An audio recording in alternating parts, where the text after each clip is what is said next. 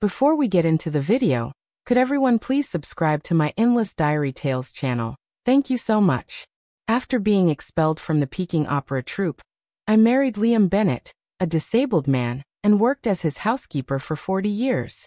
On our golden wedding anniversary, Liam leapt from his wheelchair and rushed to his first love's house to save her from a fire, only to meet a tragic end.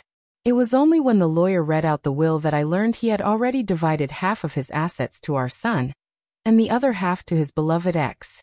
All he left me were 2 short lines sealed in a letter. I have spent my entire life compensating you through marriage. Our family tradition forbids actresses from being honored in the ancestral hall. He added one final condition. If you agree not to erect a gravestone after death, I will gift you the pocket watch. Clutching that rusted, mottled watch, I tried desperately to suppress the pain in my chest. So all those years ago, just to secure the lead role for his first love, Liam didn't hesitate to smear my name and ruin my future. When I knelt at the courthouse gates, publicly denouncing the unfair will, I was shoved to the ground by my own son. You still have the nerve to come here and play the victim, he snapped. If it weren't for Dad and Aunt Claire, do you think you'd even be standing here today? Thank goodness Dad never legally married you back then. Otherwise, how would Auntie have stood a chance against a shrew like you? If you dare cause trouble again, don't blame me for sending you back to the countryside to die alone. I was so enraged I died on the spot. But when I opened my eyes again, I had returned to the very day the opera troupe was casting roles. This time, I decisively gave up the role of the glamorous lead, and chose the more versatile role of the virtuous woman instead. Suddenly, I felt a sharp pain shoot through my back. Before I could regain full consciousness, a familiar voice rang in my ears. Liam's voice, laced with obvious resentment. If I'd known I'd end up paralyzed, I wouldn't have saved you. His tone was cold and filled with scorn. Chloe Miller, you owe me. You'll never repay that debt in this lifetime. That curse, which had shackled me for 50 years, made my heart pound violently. As I opened my eyes, I met Liam's cold, hateful gaze, his youthful face, those sharp, resentful eyes, just like they were back then. I instinctively looked around, disoriented, until I saw the calendar on the wall and realized I had traveled back 40 years. I was still in the Peking Opera troupe, and more importantly, I hadn't married Liam yet. Even heaven couldn't stand by any longer and finally lent me a hand. Perhaps it was my lack of reaction that triggered him, but Liam hurled the iron lunchbox at me. Today's the day for praying and eating vegetarian, and you brought pork dumplings. Who are you trying to provoke? He shouted. If he doesn't get selected, it'll be because your bad luck dragged him down. You keep saying you'll take responsibility, but it's only been a few days, and your true colors are already showing. If I don't set some rules now, how will you? You behave after we're married? I forced a cold smile at the corner of my lips, doing my best to hide my anger. Who said I was going to marry you? As soon as the words fell, the room went silent. Liam's expression froze, his eyes a mix of shock and disbelief. What do you mean by that? You promised to take care of me for life after the accident. Are you going back on your word now? I'll go to the troupe leader right now and expose your true face. Let's see what law says you have to get married to take care of someone. Let everyone judge who's really being unreasonable. In my previous life, it was because Liam blocked the out-of-control ox cart for me that he became disabled. Out of guilt, I married him and served him like a slave. Thinking of how he later abandoned his wheelchair and charged into the fire for Clara, I couldn't help but let out a bitter laugh. What a performance he gave, playing a disabled man for 40 years, all just to hold down the rival of the woman he loved. I took a deep breath, turned around, picked up the crutch from the corner of the wall, and handed it to Liam. Why are you still standing there? If we don't hurry, the troop leader will leave for the day. But he didn't take it. Panic flashed across his face before he squeezed out a sentence through clenched teeth. Chloe Miller, as long as my legs won't work, don't even think about walking away, carrying a burden like me. Let's see which idiot would dare marry a cursed woman like you. You better repent properly, or don't blame me if I disgrace your whole family. In my past life, when my aging father found out I gave up my career on stage to marry, he was so furious he suffered a stroke and was paralyzed for decades. On his deathbed he held my callous hands, his eyes full of regret and sorrow. Thinking of that, all my humiliation and fury reached their limit. I suddenly raised my hand and slapped Liam hard across the face. Liam Bennett, get this straight. The one who hurt you was the runaway ox cart, not me. I'm not some worthless substitute you can manipulate. Marrying you would have been the greatest disgrace of my life. Before he could say a word, I picked up the iron lunchbox with the leftover dumplings and walked away without looking back. Back at the old house, I saw my father wearing his reading glasses and flipping through a book. A surge of longing overwhelmed me, and tears I had been holding back finally burst free. Without hesitation, I rushed through the door and threw my arms around him, terrified that if I let go, he might disappear again. Startled by my sudden action, my father quickly asked, "Sweetheart, what's going on? Did something happen to Liam again? Is he hurt worse?" I shook my head frantically, too choked up to get a single word out. Thankfully, we were both safe and sound this time. Once I calmed down, I opened the half box of pork dumplings and said gently, "Dad, from now on, no matter how many dumplings you want, I'll make them all for you. I won't feed them to the dog anymore." In my previous life, my father had been a humble village teacher who pinched every penny to support my opera training. Only during the new year would he dare indulge in a meal with meat. Every day before dawn he would ride his bicycle with me on the back, taking me to my mentor's house to practice the basics. Splits, back bends, leg kicks. We repeated every move thousands of times. Even when I cried from the pain, I gritted my teeth and kept going. I truly believed I'd make something of myself.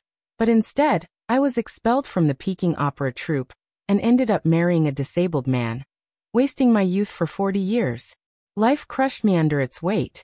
Not only did I have to care for Liam and his disability, but I also served his parents and younger sister. During the off-season, I had to weave bamboo baskets and do handicrafts to help make ends meet. I naively thought that all this devotion would earn me Liam's forgiveness and love, but in the end, he willingly sacrificed himself for Claire, and even gave her half of everything he owned. He shamelessly claimed that marrying me was just his way of atoning for the anonymous letter he wrote years ago that exposed me. If it hadn't been for his interference, I would have been chosen as the lead actress at the National Opera. I could have earned fame and recognition through my own talent. Instead, he spun one lie after another, dragging me into a living hell, and then had the nerve to say we owed each other nothing anymore. Thinking about the smug expression he wore when the will was read made me want to tear him to pieces. When I arrived in a hurry at the backstage area of the troupe, pedaling my Phoenix bicycle like mad, I discovered that the envelope containing my card had disappeared from the cabinet. I asked around and finally the janitor, Auntie, after spitting out some tea stems into a porcelain jar, said, "How would I know? People come and go all day long, and besides, that cabinet's usually locked." "Oh right, there was a man this morning who said he was your family. He said he came to drop something off." It suddenly all made sense. I'd been busy caring for Liam a few days ago. That must have been when he sneaked in, tampered with the card, and applied ointment to make it unreadable. I had no choice but to go straight to the deputy troop leader and explain everything. "Director Foster, I'm so sorry," I said. "That card was written for my idol, Shaw Fields. Someone must have picked it up by mistake and handed it to you. You're a highly respected leader in our troupe and a role model for the younger generation like us." Just my luck. Who would have guessed that Director Foster's real name happened to be exactly the same as the celebrity I idolized? In my previous life, I had been a devoted fan of Shaw Fields. I wrote that love letter card in hopes that one day I could hand it to him on stage. I never imagined it would be misinterpreted as evidence of an affair with the deputy director, and used to claim I won the lead role unfairly. In the name of justice, the troop leader had no choice but to expel me. Director Foster touched the few remaining strands of hair on his head and said meaningfully, "Chloe, you're one of the most promising talents in the troupe. You have to be cautious in everything you do. You can't give people anything to use against you." His blunt words made my heart race in fear. I had been struggling with how to explain myself since this was a misunderstanding. "Then it's fine," he continued. "I heard your fiancé came by this morning. He even handed out wedding candy at the office. Congratulations." I believe true love can overcome illness. My thumb traced the rough edge of the card. All I felt inside was bitterness. Liam was a master manipulator, skilled at putting on appearances. With a few boxes of wedding candy, he turned our cursed relationship into some moving love story. He even cried and said that if it hadn't been for my company, he could never have pulled through the pain of his disability. But who would have thought a man who seemed so full of emotion was actually nothing but a liar through and through? At that thought, I tossed the letter into the coal stove. It crackled as the flames consumed it. Then I turned and gathered my courage to confess the truth to the deputy director. I was forced by that man, I said. He rushed out and got hit by the ox cart himself, but he pinned the blame on me. His family's traditions don't allow actresses to marry into their lineage. Even in death, I would never be allowed to mourn properly. Marrying me was nothing but humiliation for him. When Director Foster heard that, he slammed the table in fury and shouted, "What's wrong with being an actress? If they've got the guts, let all 18 generations of his family swear off watching opera. It's ignorant people like that who ruin the legacy of our culture. Their hearts are filthy." Everything suddenly felt tainted to me, disgusting. Which godforsaken village is his family from? Director Foster snapped. "I'll go there myself and demand justice from the village chief." Panicking, I quickly blocked his path, flustered by his overwhelming anger. "Please, Director Foster," I said awkwardly. "If you step in now, people with bad intentions will start rumors about our relationship. At the end of the day, this is a private matter. What matters most now is avoiding unnecessary suspicion." I took a deep breath and continued. "I'd like to withdraw from the running for the lead female role. From now on, I want to study under the senior actress who specializes in the virtuous woman roles." Even though Director Foster tried again and again to talk me out of it, I remained firm. In the end, he reluctantly agreed. Only when I saw him cross out my name from the casting list did the weight in my chest begin to lift. I hadn't even stepped through the door at home when I heard my father's deep voice scolding someone. "What kind of nonsense is this?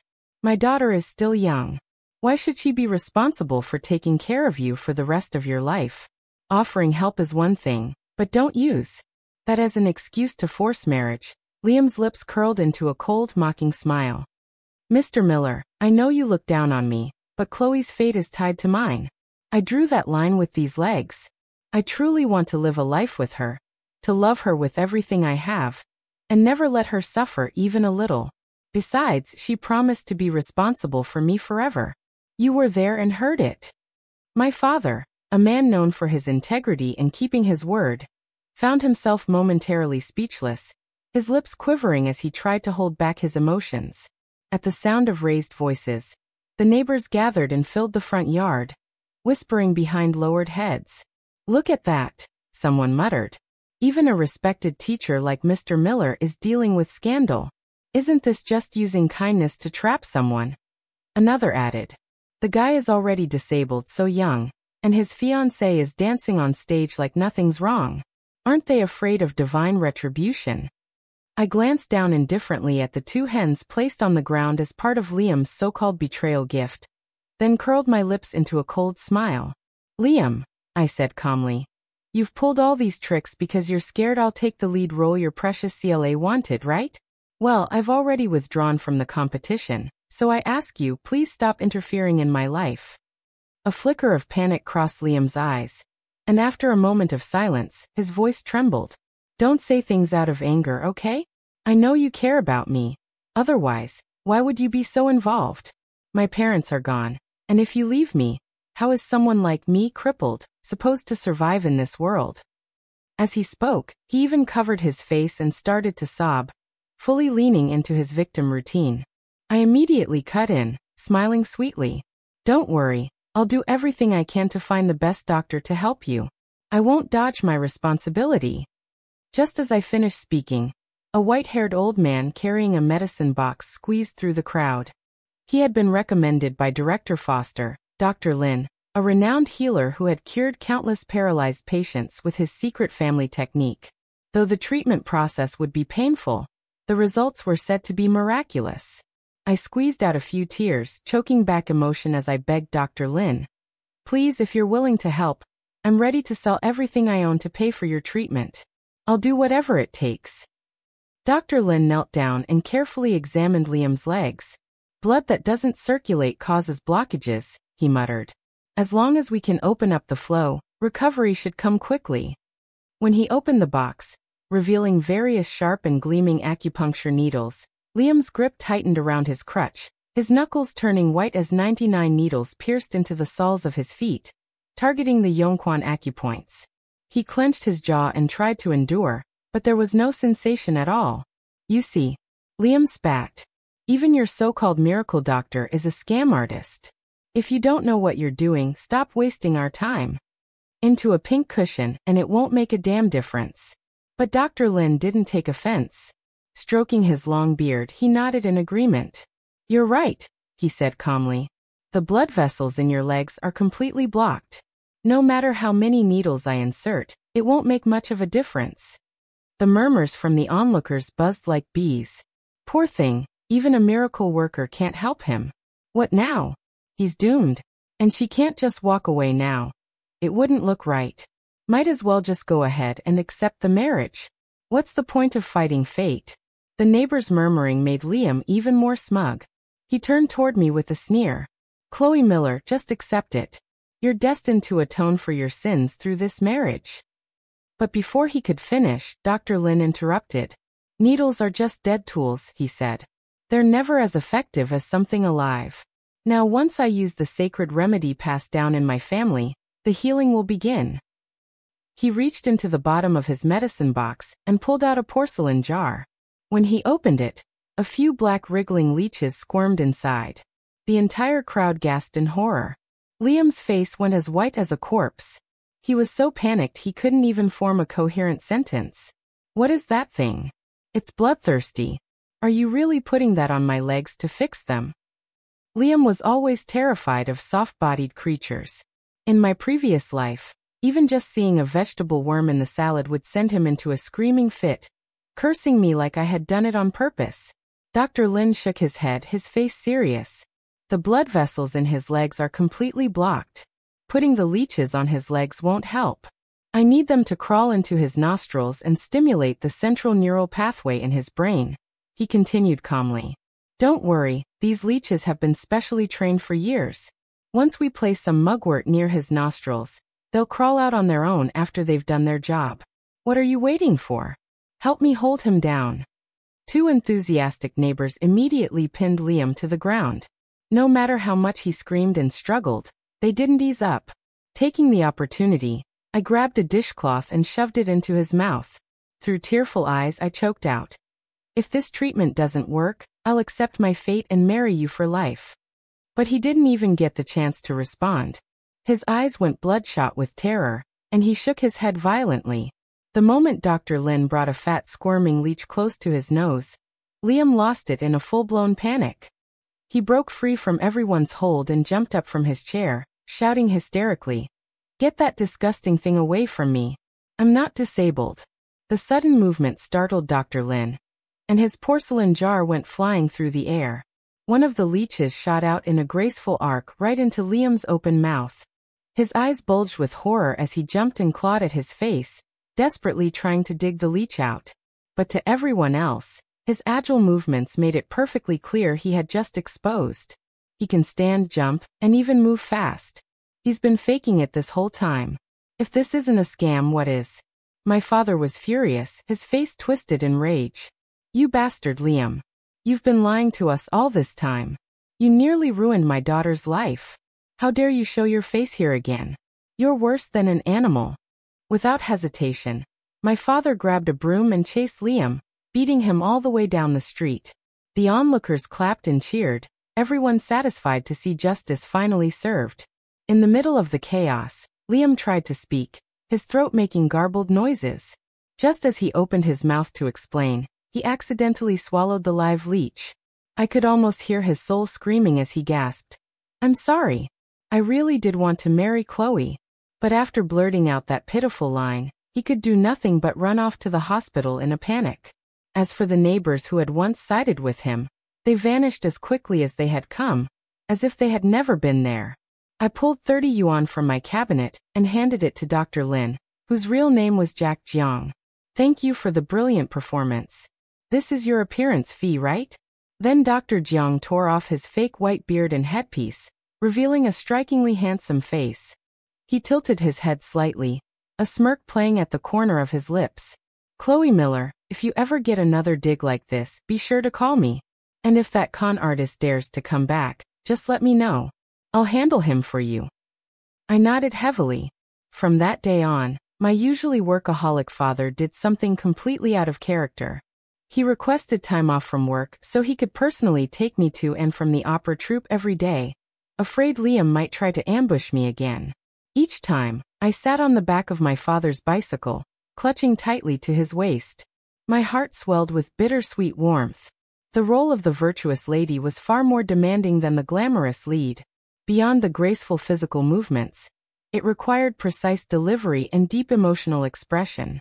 Thankfully, I had life experience to draw from, and I quickly mastered the nuances and layered emotions of the role. The leaders of the troupe, who had initially regretted my decision to withdraw from the lead role, gradually came to recognize and respect my choice. Liam, however, wasn't doing so well. He went to the hospital for stomach pumping, only to discover the leech had latched onto his esophagus. He ended up needing invasive surgery to remove it. At first, Chloe would visit him occasionally, but soon she started using the troupe's busy schedule as an excuse to stop going altogether. As the saying goes, no one stays devoted by the sickbed for long, especially not in a one-sided love. In my previous life, I worried that Liam would feel trapped and bored at home, so I tried everything to cheer him up. I worked multiple jobs to save money and buy him art books for sketching. I even sold the farmland my father had left me to hire a professional mentor.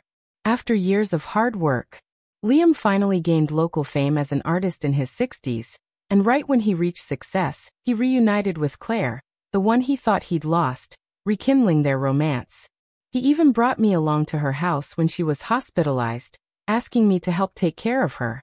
On stage, when receiving awards, he would openly thank Claire for giving him a second chance at life and me, the woman who stayed by his side in the shadows for decades. I could only swallow my tears and pain in silence, licking my wounds in the dark. I thought that this time, with Claire successfully cast as the lead, Liam would finally stop bothering me, but I was wrong. Just as I returned to the backstage lounge, as soon as I stepped into the lounge, I saw Liam standing silently in the corner, holding a bouquet of fresh roses and staring at me. His face, already pale from his recent hospitalization, looked even more bloodless now. Chloe, he began softly, I admit it was wrong of me to deceive you, but it was because I wanted you so badly. As for Claire, I've only ever seen her as a younger sister. There's never been any romantic interest between us. If we get married, I promise I'll keep my distance from every other woman. I forced down a wave of nausea and knocked the bouquet from his hands, a soft laugh escaping my lips. Did that leech eat your brain? You're standing here in broad daylight dreaming about fairy tales. You came all the way to the stage to confess and propose. Aren't you afraid your ancestors will rise from their graves and choke you in your sleep? His eyes reddened slightly, and the corners of his mouth pulled into a bitter smile. So what if they do? If I love someone, not even the gods can stop me. All those so-called family traditions, none of them really mattered. It was never about rules, just about whether he loved me or not. I thought of that ridiculous will he left behind in my past life, and fury erupted inside me. Without hesitation, I raised my hand and slapped Liam across the face. This is my final warning. Even if every man on earth died, I still wouldn't marry you. Besides playing the pathetic victim, what are you even good at? You're nothing but a coward. You're not worthy of me. I stared straight at him, not wanting to miss the panic and disbelief that flashed in his eyes. Just then, a high-pitched female voice rang out behind me, sticky with fake concern. Liam, what happened? Your face is swollen. Chloe, how could you lay a hand on him? She pouted and gently blew on his cheek, as if she could soothe the sting. Watching the two of them standing there so intimately, I let out a cold laugh.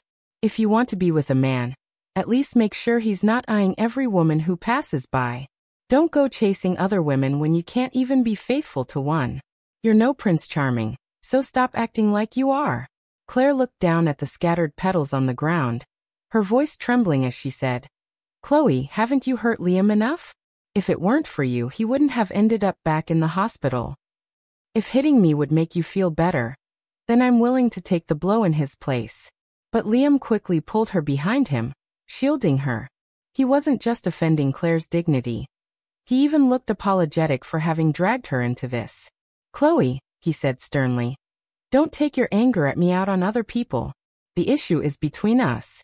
CLA has nothing to do with it. You're the kind of woman who grew up without a mother, and it shows. Your manners are nothing compared to Claire's. That last line cut straight to the bone. He knew exactly where to strike. The year I lost my mother, I sat crying in the rain under the old banging tree. When I looked up, Liam was standing there holding an umbrella. The moment he heard my story, tears streamed down his face. I was raised by my grandparents, he said. I've never even seen my parents. Compared to you, I'm the lucky one. I at least had their love. Liam had always looked gentle and frail as a child, and when he cried like that, it only made him more pitiful. Maybe that seed of shared sorrow, along with his guilt over saving me from the ox cart, was what eventually grew into what I once thought was love. But without love, no relationship can stand. Without feeling, everything collapses. I had no interest in arguing anymore. I called over the janitor. Ma'am, is this the man who came claiming to be my family? The one who used a key to open the cabinet? She nodded without hesitation. Yes, that's him. Said he was your relative. Opened the cabinet like he owned the place. Miss Miller, did he steal something from you? I didn't deny it. I nodded coldly. He stole my pocket watch. Before Liam could react, 2 security guards rushed in and began searching him. As expected, they found the very pocket watch I had mentioned. This is nonsense, he barked. That watch is mine. I didn't steal it. Right, CLA? You've seen me carry it 100 times. Claire jumped in, flustered. He's telling the truth. I've seen him wear it many times. It's not stolen. That woman is lying. The air grew tense. One of the guards turned to me awkwardly. Miss Claire, since there's a witness, could this be a misunderstanding? But I cut him off firmly. Check the inside of the watch case. There's a scratch and the number 8 is missing a chunk. If you don't believe me, open it and examine it right now. CLA clapped her hands mockingly and said with an icy tone. No wonder she plays the virtuous woman so well. She could lie without blinking, and even the people around her were fooled. Liam, take it out and let everyone see who was really lying. CLA said. Liam hesitated slightly, then turned to me. Chloe, I've never opened this watch to show you before. Is it really worth turning this into a public argument? If word gets out, it might damage your reputation too. Are you done stalling, or are you just afraid? I rolled my eyes, growing impatient. Stop wasting everyone's time. Flushed with embarrassment, Liam finally opened the pocket watch without another word, and there it was, the faint scratch and the broken edge. The number 8 clearly visible under the light, undeniable with both a witness and the physical evidence laid bare. Liam was left speechless. No, this can't be. This really is mine. Please, you have to believe me. But once mud is flung, it clings. The innocent are always the first to be doubted. In my past life, I had clutched this very pocket watch, crying for 3 days and nights. Every detail inside it was etched into my memory. The security guard immediately pulled out a rope and began tying up Liam. Buddy, he muttered. Just the way you nervously checked the inside of that watch. No one's buying that it's yours. If it didn't belong to Miss Miller, how would she remember every detail so clearly? Save your story for the police. Don't interfere with the opera performance. I stood and watched as Liam, arms bound tightly, was dragged away. CLA was in a frenzy, pacing back and forth before finally turning to me and screaming. I really underestimated you, you black-hearted woman. You'll never have a good ending. Don't blame me if I expose all your dirty little secrets. Before she could say another word, someone rushed into the room. Chloe, one of the performers, twisted her ankle and can't go on stage. The director wants to know if you can step in. What role is it? Who's my scene partner? It's a sword-wielding role, the villainous mother-in-law to CLA's character. Heaven must truly be on my side. I raised my eyebrows and cast a glance at Claire. Her face had turned completely pale. Since I was young, I'd always loved the dynamic, weapon-heavy roles like sword fighters, but because of my delicate appearance, my master had trained me as a lead female instead. In my spare time, I secretly practiced a few advanced spear techniques from my senior brothers. Everything that had happened to me had led to this moment. As the stage lights blazed on overhead, my crimson spear sliced through the air in a shimmering arc. CLA's pale costume had just begun to billow when I landed a perfect hit squarely across her lower back. I had packed 10 full levels of power into that strike, strong enough to leave red welts even under armor. "What a hit!" someone in the audience shouted. Applause erupted from every corner, completely forgetting that this was supposed to be a dramatic scene of a cruel mother-in-law abusing her daughter-in-law. "I was wrong, mother-in-law. I was wrong," Claire hissed through clenched teeth, trembling as she spat out her character's lines. I narrowed my eyes and lifted my hand into a delicate orchid gesture, then shouted with force, "This shameless daughter-in-law. Today I will be the hand of justice and rid the world of filth in your name." That was where the scene was supposed to end, but CLA never expected me to improvise. Her face twisted beneath her jeweled phoenix coronet as I suddenly added more to the act. Oh well, what could she do?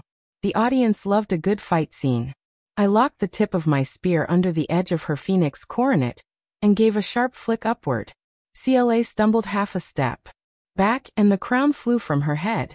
A few beads popped off, which I then caught effortlessly with the spear's tail and let fall precisely into my palm. Incredible, Shek. Amazing with that spear. Do it again one more time. The audience was thrilled, completely swept up in the spectacle, not even connecting the scene with the tragic daughter-in-law narrative anymore. When I spun the spear for a final counterstrike, I deliberately tilted half an inch to the left, just outside the camera's line of sight, and aimed right at CLA's soft side. She winced in pain and stumbled backward until she slammed into one of the stage pillars. Realizing she had nowhere left to run, she completely lost control. With a snarl, she yanked a prop cleaver from the corner and lunged at me. You're using the stage to settle personal grudges. Fine. You want to add scenes? I'll give you more than you can handle." With wild eyes, she swung with full force like a madwoman, aiming straight for my head. Luckily, I parried every blow with my red spear, blocking her attack while staying in character. The audience began murmuring, confused. Why hasn't the villain died yet? Isn't this supposed to be a tragic scene? Why is it turning into a revenge brawl? That lead actress's fight choreography is awful. There's no grace to it at all. Backstage, Director Foster waved his arms frantically, signaling me to stop. In the moment I lost focus, CLA's shoulder guard cracked in two under the force of her blow and fell to the stage floor. She barely had time to smirk before I struck back with my spear, hitting her squarely in the ribs and forcing her to her knees.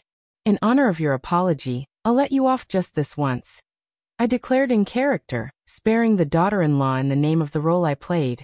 All the audience saw was Claire, her hair a mess, kneeling with her costume in tatters. No one noticed the bruises blooming beneath her stage makeup.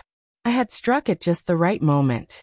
When I spun the spear back into position, I deliberately scraped the back of her hand. Staring at her red, swollen knuckles, I couldn't help but laugh lightly, murmuring in my stage voice, "The show is bigger than life." Claire stumbled up, clutching her torn cloak as she exited the stage. Even her false lashes were stuck to her cheekbones, and she looked utterly miserable. Meanwhile, I stood tall in the center of the stage, bowing to the audience. The embroidered flower on my forehead hadn't shifted an inch. Then a booming voice thundered from backstage. "Who gave you the right to improvise? Have you forgotten the rules of the stage?" Director Foster slammed his briefcase onto a table, sending a chill through everyone present. I lowered my eyes, adopting a pitiful expression. "I'm sorry, Director," I said softly. "It's my first time playing a martial role. I couldn't follow the archaic language. I just played it a bit too long." I got swept up in the audience's applause. It's my fault, really. Thinking back on the audience's enthusiastic reaction, Director Foster. Peaches, and for the record, Chloe wasn't in the dorm that day at all. But weren't you the one constantly asking around about what the director liked? Maybe you'd like to explain your motives to everyone. It wasn't me. I didn't do anything. Claire's face turned ghostly pale. Her tone was weak and defensive as she kept denying it over and over. Jack Zhang shook her hand off with clear disgust in front of everyone. He raised his hand and swore, "I stake my life on it. There's nothing inappropriate between Miss Chloe and Director Foster." Seeing Claire completely caught off guard, Director Foster straightened up and declared firmly, "We cannot tolerate rotten apples in this troupe. The Peking Opera House will never allow slander and sabotage among colleagues. Anyone who spreads baseless rumors like this isn't just getting expelled. They'll be blacklisted from the entire opera industry." In an instant, Claire's world collapsed. It had taken so much effort for her to become the lead actress and gain her parents' approval. Lately, she had finally started to enjoy the warmth and respect she had longed for, but now that dream was shattered. She was just about to break down and cause a scene when 2 security guards came in and dragged her out of the troupe. I suppressed the flicker of satisfaction in my heart and walked over to Jack, whispering, "How much do I owe you for today's performance?" He tilted his head slightly, a playful smile tugging at his lips. "That was an act of justice, no charge. But if you really want to repay me, buy me a meal sometime." Back home, my father made a table full of delicious food and warmly welcomed me. I raised my glass, filled with gratitude, and said, "Jack, thank you for saving me twice." I downed the drink in one gulp, feeling a rush of warmth spread through my chest. Beside me, my father's eyes welled with tears as he gripped Jack's hand. "Young man, I can't thank you enough.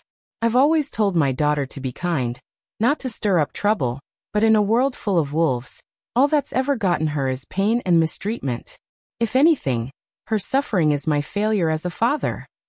Jack's eyes shimmered with emotion. He patted my father's shoulder gently.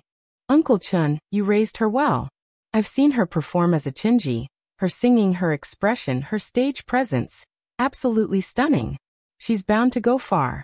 No one in the troupe has her spirit. If she didn't love opera so much, I would have pulled her into the state arts troupe to represent the nation." Hearing those words of praise moved my father even more. He hadn't cried like that in years. After just 2 drinks, he passed out at the table snoring. As I walked Jack to the door, he turned to face me and said sincerely, "Chloe, one day you'll make your father proud." My heart filled with warmth. I held back tears and bowed to him once more. Only after his figure disappeared into the distance did I turn to close the door, but just as I lifted my head, I saw Liam's face inches from mine. Startled, I took a step back. His nearsighted eyes looked. "At lost, is it? Because of that man, you won't marry me?" he asked Chloe. "Even if you had me locked up, I still couldn't bring myself to hate you. That's how I realized when you truly love someone, you forgive them for everything." I burst out laughing. "Full of corn, Liam. Nothing you say can earn my forgiveness. Do you think I'm an idiot? Don't you dare pretend. I didn't know you were the one who set up the runaway ox cart years ago. You tried to get rid of me just to clear the path for Claire. If you hadn't had a moment of guilt, I'd be dead by now. Would you forgive the man who tried to kill you?" Rage surged through me. I raised my hand and slapped him across the face again, and again until my palm burned, and I finally stopped. After a long silence, Liam dropped to his knees, tears streaming down his face. "Chloe, I was wrong. I was completely out of my mind. Please give me one more chance to make things right. When I saw you with another man, I nearly lost it. He doesn't deserve you." He reached out and grabbed my sleeve, trying to pull me into an embrace. In the nick of time, I whistled sharply toward the courtyard. 2 dark shadows charged forward and tackled Liam to the ground. "Wang Kai-lu, bite him!" I shouted. "Don't let go unless I say so." These were the 2 retired military dogs Jack had brought me from the army a few days ago, highly trained and obedient. I turned away, ignoring the screams coming from behind me, and walked steadily back inside. The next day, when my father was about to leave the house, he found blood stains and torn clothing all over the yard. After I told him what had happened the night before, he was livid. That bastard actually had the nerve to show his face here again. "That's it, I'm going straight to his family's ancestral hall to raise hell. We may not seek trouble, but we sure as hell don't fear it. But less than 30 minutes later, my father returned, humming a tune, 2 beef bones in hand. I raised an eyebrow and teased. What couldn't make it there? He snorted and said he got what he deserved. Yesterday that little bastard Liam was chased by the dogs and fell off the bridge, broke his leg. When I got to his family hall, the village chief was already there asking for donations for his surgery. Serves him right. Let's see who else dares mess with my daughter's future. Oh, I almost forgot. I need to stop by the market and buy a chicken to cook something good for my girl. Watching my father ride off on his bicycle, my eyes blurred with tears. I made a silent vow to myself. This time, I won't just fight for my dream of performing Peking opera. I'll make sure everyone who loves me lives a life full of happiness too.